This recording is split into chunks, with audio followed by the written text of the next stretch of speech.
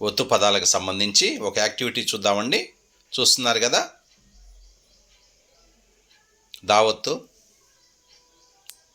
జావత్తు, మావత్తు, నావత్తు, చావత్తు, బావత్తు, కావత్తు, తావత్తు, పావత్తు,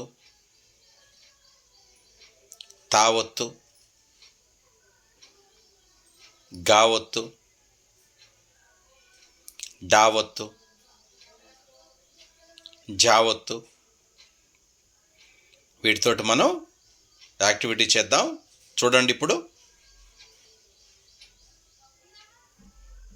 చేయనా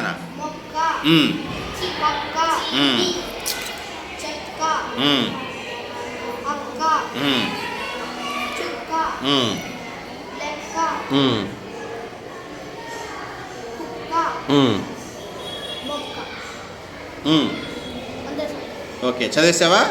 ఓకే, ఏం వత్తు నువ్వు చదివింది? కావత్తు. ఓకే, క్లాప్స్ కొట్టండి నాన్న, క్లాప్స్.